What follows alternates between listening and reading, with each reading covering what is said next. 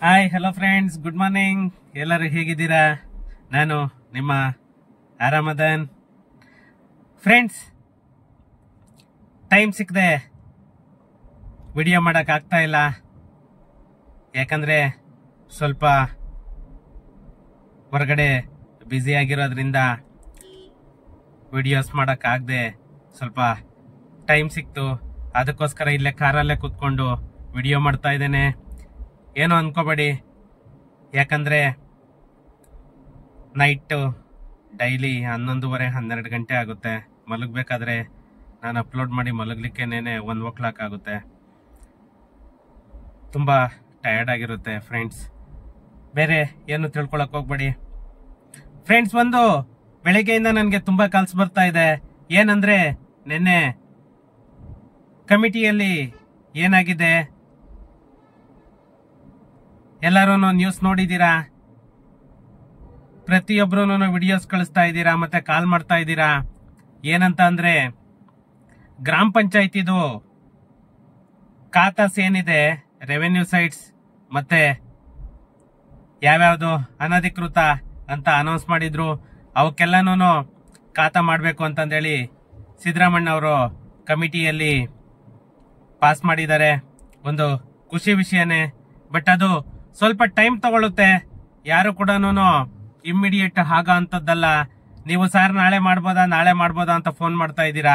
ಅದು ಖಂಡಿತ ಸಾಧ್ಯ ಇಲ್ಲ. ಯಾಕಂದ್ರೆ ಇನ್ನೂ ಅಲ್ಲಿ ಕಮಿಟಿಯಲ್ಲಿ ಪಾಸ್ ಆಗಿದೆ. ನೆಕ್ಸ್ಟ್ ಇವತ್ತಿಂದನೂ ಅವರು ಫರ್ದರ್ ಪ್ರಾಸೆಸ್ ಸ್ಟಾರ್ಟ್ ಆಗುತ್ತೆ. ಆ ಫರ್ದರ್ ಪ್ರಾಸೆಸ್ ಸ್ಟಾರ್ಟ್ ಆಗೋದು ಸ್ವಲ್ಪ ಟೈಮ್ ತಗೊಳುತ್ತೆ. ಯಾಕಂದ್ರೆ ಅವರೆಲ್ಲ ಇಂಪ್ಲಿಮೆಂಟೇಷನ್ ಮಾಡ್ಬೇಕಲ್ವಾ. ಇದೆಲ್ಲನೂ ಈ ಖಾತಾ ಬರೋದ್ರಿಂದ ಸಾಫ್ಟ್ವೇರ್ ಅಪ್ಡೇಟ್ ಮಾಡ್ಬೇಕು ಅವರು. ಸಾಫ್ಟ್ವೇರ್ ಅಪ್ಡೇಟ್ ಮಾಡೋದ್ರಿಂದ ಪ್ರತಿಯೊಂದು ಪ್ರಾಪರ್ಟಿ ಎಷ್ಟಿದೆ, ಎಲ್ಲಿದೆ, ಒಂದೊಂದಕ್ಕೂ ಸರ್ವೆ ಆಗಬೇಕು. ಎಲ್ಲಾನು ತುಂಬಾನೇ ವರ್ಕ್ ಇರುತ್ತೆ. ಇದ್ರಿಂದ ಇವತ್ತು ಏನಂದ್ರೆ ಒಂದು ಗುಡ್ ನ್ಯೂಸ್ ಅಂತ ತಿಳ್ಕೊಬೇಕಷ್ಟೇನೇನೆ. ಅಂದ್ರೆ ಇವತ್ತಲ್ಲ ನಾಳೆ ನಮ್ಮ ಸೈಟಿಗೆ ಖಾತಾ ಸಿಗುತ್ತೆ. ಅದೊಂದು ಖುಷಿ ಪಡ್ಬೇಕಷ್ಟೇನೇನೆ ನೀವು. ಅದು ಬಿಟ್ರೆ ಬೇರೆ ಇನ್ನೇನು ಇಲ್ಲ. ಇವಾಗ ಇಷ್ಟು ದಿನ ಒಂದು ಕೊರಗಿತ್ತು, ಅಯ್ಯೋ ನಮ್ಮ ಪ್ರಾಪರ್ಟಿ ಖಾತಾ ಸಿಗುತ್ತೋ ಇಲ್ವೋ ಅಂತ ಹೇಳ್ಬಿಟ್ಟು. ಎಲ್ಲ ಕಮಿಟಿ ಆಗಿದೆ. ನಮ್ಮ ಮಾನ್ಯ ಮುಖ್ಯಮಂತ್ರಿಗಳಾಗ್ಬೋದು, ಅಥವಾ DCM ಸಾಹೇಬ್ರಾಗ್ಬೋದು, ಅಥವಾ ನಮ್ಮ ರೆವಿನ್ಯೂ ಮಿನಿಸ್ಟರ್, ಮತ್ತೆ ನಮ್ಮ ಪಂಚಾಯತ್ ರಾಜ್ ಮತ್ತೆ ಗ್ರಾಮೀಣಾಭಿವೃದ್ಧಿ ಸಚಿವರು ಪ್ರಿಯಾಂಕಾ ಖರ್ಗೆ ಅವರಾಗ್ಬೋದು, ಅಥವಾ ನಮ್ಮ ರಿಜ್ವಾನ್ ಅರ್ಷದ್ ಅವರಾಗ್ಬೋದು, ಎಲ್ಲರೂ ಸೇರಿ ಸಭೆ ಕಲ್ತು ಮೀಟಿಂಗ್ ಮಾಡಿ ಎಲ್ಲನೂ ಒಂದು ಸಕ್ಸಸ್ ಆಗೋ ತರ ಆಗಿದೆ. ಅಂತ ಅಂದ್ರೆ ಒಂದು ಜರ್ನಿ ಅನ್ನೋದೊಂದು ಸ್ಟಾರ್ಟ್ ಆಯ್ತು. ನಿಮ್ಗೆ ಈ ಖಾತಾ ಮಾಡೋದಕ್ಕೆ ಒಂದು ಜರ್ನಿ ಅನ್ನೋದು ಸ್ಟಾರ್ಟ್ ಆಗೋದಕ್ಕೆ ಒಂದು ಫೌಂಡೇಶನ್ ಇದು.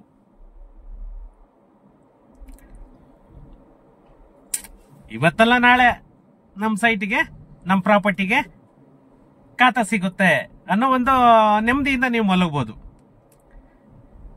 ಯಾಕಂದ್ರೆ ಇಷ್ಟು ದಿನ ಅದೇ ಒಂದು ಗೊಂದಲ ಇದ್ದಿದ್ದು. ಸರ್ ಇವುದು ನಗರಸಭೆ ಬಿಟ್ರು, BBMP ಬಿಟ್ರು, ಪುರಸಭೆ ಬಿಟ್ರು, ಪಂಚಾಯತ್ ರಾಜ್ ಬಿಟ್ರು, ಪಟ್ಟಣ ಪಂಚಾಯತಿ ಬಿಟ್ರು, ನಾವು ಗ್ರಾಮ ಪಂಚಾಯತಿ ಇದೆ ಬಿಟ್ಟಿಲ್ಲಲ್ಲ ಸರ್ ಅಂತ ಫೋನ್ ಮಾಡ್ತಾ ಇದ್ರಿ, ಮೆಸೇಜ್ಗಳು ಕಳಿಸ್ತಾ ಇದ್ರಿ. ಇವತ್ತು ಅದಕ್ಕೂ ಕೂಡ ಒಂದು ಪೊಲೀಸ್ ಸ್ಟಾಪ್ ಅನ್ನೋದು ಒಂದು ಸಿಗ್ತಾ ಇದೆ. ಎಲ್ಲರೂ ಖುಷಿಯಿಂದ ಇರಿ. ಯಾಕಂದ್ರೆ ಇನ್ನು ಜಾಸ್ತಿ ಇಲ್ಲ, ಫ್ಯೂ ಡೇಸ್, ನೀವೇನ್ ತಿಂಗಳು ವೇಟ್ ಮಾಡ್ಬೇಕಾಗಿಲ್ಲ. ಫ್ಯೂ ಡೇಸ್ ಅಲ್ಲೇನೆ ನಿಮ್ಗೆ ಒಂದು ಗುಡ್ ನ್ಯೂಸ್ ಅನ್ನೋದನ್ನ ಸಿಗುತ್ತೆ. ಯಾಕಂದ್ರೆ ಇದು ಜಾಸ್ತಿ ದಿನ ಟೈಮ್ ತಗೊಳ್ಳಲ್ಲ. ಸ್ವಲ್ಪ ಸರ್ವೆ ವರ್ಕ್ ಎಲ್ಲಾನು ಸ್ವಲ್ಪ ಟೈಮ್ ತಗೊಳುತ್ತೆ. ಅಷ್ಟು ಬಿಟ್ರೆ ಇವಾಗ ಯಾಕಂದ್ರೆ ಪುರಸಭೆ, ನಗರಸಭೆ ಅವೆಲ್ಲನೂ ಮಾಡ್ತಾ ಇರೋದ್ರಿಂದ ಇದು ಪಂಚಾಯತ್ ರಾಜ್ದೂ ಈಸಿ ಆಗುತ್ತೆ.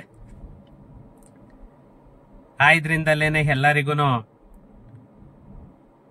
ನೆಮ್ಮದಿಯಿಂದ ಮಲ್ಗೋ ತರ ಆಗಿದೆ.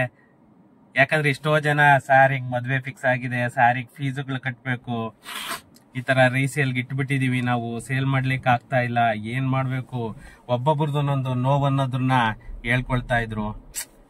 ಅದು ಯಾಕಂತಂದ್ರೆ ನಮ್ಗೂನು ತುಂಬಾನೇ ಮನ್ಸಿಗೆ ಬೇಜಾರಾಗುತ್ತೆ. ನಾನು ಲಾಸ್ಟ್ ಟೈಮ್ ಕೂಡ ಅದೇನೇನೆ. ಯಾಕಂದ್ರೆ ನಾವೆಲ್ಲ ಕಡೆಗೂ ಲೈವ್ ಮಾಡಿ, ಎಲ್ಲ ಕಡೆಗೂ ವಿಡಿಯೋಸ್ ಮಾಡಿ ಕೂಡ ಹಾಕ್ತಾ ಇದೀವಿ. ಯಾವ್ದಿದ್ರು ಕೂಡ ಫಸ್ಟ್ ಪಂಚಾಯತ್ ರಾಜ್ದು ಬಿಡಿ. ಯಾಕಂದ್ರೆ RDPR ಅಲ್ಲೇ ತುಂಬಾ ಜನ ಇರೋದು. ಯಾಕಂದ್ರೆ ಅಲ್ಲೆಲ್ಲ ಇರೋದು ಬಡ ಬಗ್ಗರು, ಮಿಡ್ಲ್ ಕ್ಲಾಸ್ ಅವರು ಅಂತ ಹೇಳ್ಬಿಟ್ಟು ನಾನು ಕೂಡ ಸುಮಾರು ವಿಡಿಯೋಸ್ ಹಾಕಿದ್ದೆ. ಏನೋ ದೇವ್ರ ಕರುಣೆ, ನನ್ನ ವಿಡಿಯೋಸ್ ಇಂದಾನೇ ಅದು ಇದಾಗಿದೆ ಅಂತಲ್ಲ, ದೇವ್ರ ಕರುಣೆ ತೋರಿಸಿದಾನೆ ಅಂತಲೇ ತಿಳ್ಕೊಳ್ಳಿ ಎಲ್ಲರೂ. ಯಾಕಂದ್ರೆ ಒಂದು ಸರ್ಕಾರಕ್ಕೆ ಒಂದು ತಟ್ಟೋ ತರ ಆಯ್ತಲ್ವಾ, ಅದು ಒಂದು ಖುಷಿ ಪಡ್ಬೇಕಾಗಿರೋ ವಿಷಯ. ಇಲ್ಲ ಅಂತಂದ್ರೆ ಅವ್ರು ಇನ್ನೂ ಎಷ್ಟು ದಿನ ಹೇಳ್ಕೊಂಡೋಗೋರು, ಏನ್ ಮಾಡ್ಕೊಂಡೋಗೋರೋ ಗೊತ್ತಿಲ್ಲ. ನೋಡಿ, ಇವಾಗ ಮೊನ್ನೆ ಲಾಸ್ಟ್ ವೀಕ್ ಅಲ್ಲಿ ಪ್ರಿಯಾಂಕಾ ಖರ್ಗೆ ಅವರು ಒಂದು ಹೇಳಿದ್ರು. ಅದ್ ಹೇಳ್ತಿದ್ದಾಗೇನೇನೆ ಇವಾಗ ನಿನ್ನೆ ಕಮಿಟಿಯಲ್ಲೇ ಆಗೋಯ್ತು. ಎಷ್ಟು ಫಾಸ್ಟ್ ಆಗಿ ನಡೀತಾ ಇದೆ ನೋಡಿ ವರ್ಕು. ನಿನ್ನೆ ಕಮಿಟಿಯಲ್ಲಿ ಪಾಸ್ ಆಗೋಯ್ತು ಅಂತಂದ್ರೆ ಅದು 100% ಇಸ್ ದ ಅಪ್ರೂವ್ಡ್. ಯಾಕಂದ್ರೆ ಮೇನ್ ಇರೋದು ಕಮಿಟಿಯಲ್ಲಿ. ಆ ಕಮಿಟಿಯಲ್ಲಿ ಪಾಸ್ ಆಗೋಯ್ತು ಅಂತಂದ್ರೆ ನೆಕ್ಸ್ಟ್ ನಿಮ್ಗೆ ಬೇರೆ ಯಾವುದೇ ತರ ಏನೂ ತೊಂದರೆ ಇಲ್ಲ. ಇನ್ನು ಮುಗೀತು. ಅವರು ನೆಕ್ಸ್ಟ್ ಏನು ವರ್ಕ್ ಇದೆ ಅವರು ಇನ್ನು ಸ್ಟಾರ್ಟ್ ಮಾಡ್ಕೊಳ್ತಾರೆ. ಯಾಕಂದ್ರೆ ಇವಾಗ ನೆಕ್ಸ್ಟ್ ಅದು ಸಾಫ್ಟ್ವೇರ್ ಎಲ್ಲಾನು ಡೆವಲಪ್ಮೆಂಟ್ ಮಾಡಬೇಕು. ಆ ಸಾಫ್ಟ್ವೇರ್ ಎಲ್ಲ ಡೆವಲಪ್ಮೆಂಟ್ ಆಯ್ತು ಅಂತಂದ್ರೆ ನೆಕ್ಸ್ಟ್ ವರ್ಕ್ ಸ್ಟಾರ್ಟ್ ಆಗೋದು. ಅದಕ್ಕೆ ಒಂದು ಸಪರೇಟ್ ವೆಬ್ಸೈಟ್ ಅನ್ನೋದನ್ನ ಅವರು ರೆಡಿ ಮಾಡ್ತಾರ ಅಥವಾ ಇದಕ್ಕೇನೆ ಲಿಂಕ್ ಕೊಡ್ತಾರ ನೋಡೋಣ. ಯಾಕಂದ್ರೆ ಈ ಪುರಸಭೆ ನಗರಸಭೆದಕ್ಕೇನೆ ಮೋಸ್ಟ್ಲಿ ಲಿಂಕ್ ಕೊಡ್ಬೋದು. ಯಾಕಂದ್ರೆ ಇಲ್ಲಿ ಪಟ್ಟಣ ಪಂಚಾಯತ್ ಇದೆಲ್ಲ ಮಾಡ್ತಾ ಇದ್ರಲ್ವಾ, ಅದೇ ತರನೇನೆ ಇದಕ್ಕೂ ಕೂಡ ಮೋಸ್ಟ್ಲಿ ಲಿಂಕ್ ಕೊಟ್ಟು ಇದ್ ಮಾಡ್ತಾರ ಅನ್ನೋದೊಂದು, ಅಥವಾ ಈ ಸ್ವತ್ತುನಲ್ಲೇ ಮಾಡ್ತಾರ ಅನ್ನೋದೊಂದು. ಯಾಕಂದ್ರೆ RDPR ಎಲ್ಲಾನು ಈ ಸ್ವತ್ತುನಲ್ಲೇ ಬರಬೇಕು. ಇಲ್ಲಿ ಸಿಟಿ ಲಿಮಿಟ್ ಮಾತ್ರನೇನೆ ನಿಮ್ಗೆ ಹೀಗೆ ಆಸ್ತಿ ಅಂತಂದೇಳಿ ಮಾಡ್ತಿರೋದು. ಇನ್ನು ಅದೆಲ್ಲಾನು ಈ ಸ್ವತ್ತುನಲ್ಲೇ ಮಾಡ್ಬೇಕು.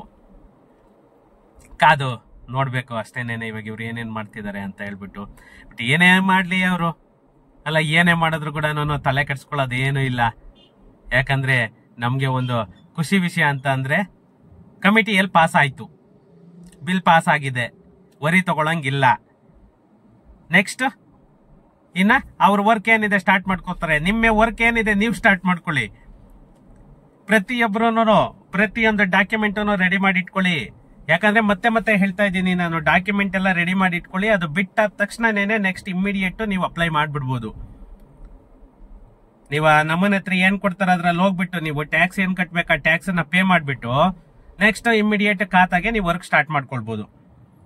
ಎಲ್ಲಾರು ಒಂದು ನಿಮ್ಮ ಪ್ರಾಪರ್ಟಿ ಏನ್ ತಗೊಂಡಿರ್ತೀರಾ ನೀವು, ಆ ಪ್ರಾಪರ್ಟಿದು ಡಾಕ್ಯುಮೆಂಟ್ಸ್ ನಿಮ್ಗೆ ಸೇಲ್ ಡೇಟ್ ಮುಖಾಂತರ ಬಂದಿದ್ಯಾ, ವಿಲ್ ಅಲ್ಲಿ ಬಂದಿದ್ಯಾ, ಪಾರ್ಟಿಷನ್ ಅಲ್ಲಿ ಬಂದಿದ್ಯಾ, ಗಿಫ್ಟ್ ಅಲ್ಲಿ ಬಂದಿದ್ಯಾ, ಅದೊಂದು ಡಾಕ್ಯುಮೆಂಟು. ಮತ್ತೆ EC ಎನ್ಕಂಬರೆನ್ಸ್ ಸರ್ಟಿಫಿಕೇಟ್, ನಿಮ್ ಪ್ರಾಪರ್ಟಿ ಯಾವ ರಿಜಿಸ್ಟ್ರೇಷನ್ ಆಗಿದೆ ಅಲ್ಲಿಂದನೂ EC ತಗೊಳ್ಳಿ.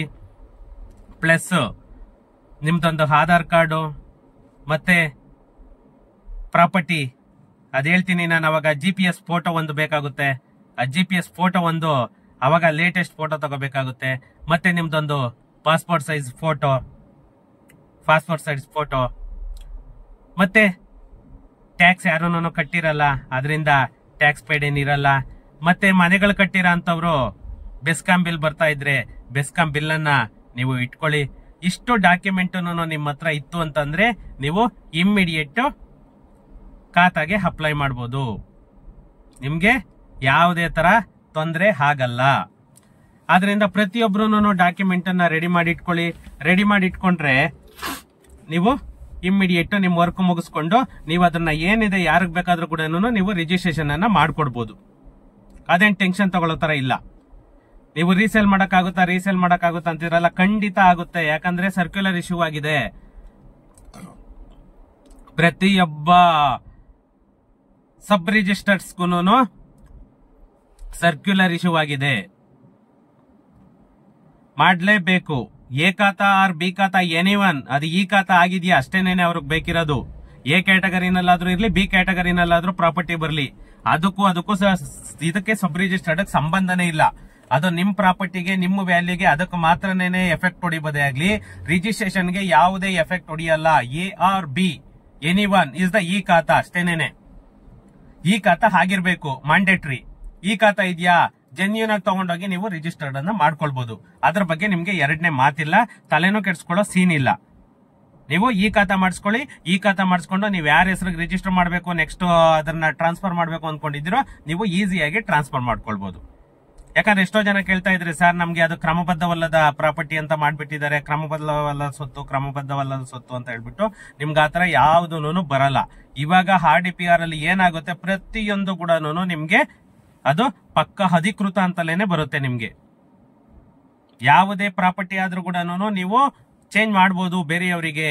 ನಿಮ್ಗೆ ಈ ಖಾತಾ ಬರಬೇಕು ಅಷ್ಟೇನೆ. ಈ ಖಾತಾ ಬಂತು ಅಂತಂದ್ರೆ ನೀವು ಇಮ್ಮಿಡಿಯೇಟ್ ನೀವು ಅದನ್ನ ರೀಸೇಲ್ ಮಾಡಬಹುದು. ತಲೆ ಕೆಡಿಸ್ಕೋಬೇಡಿ.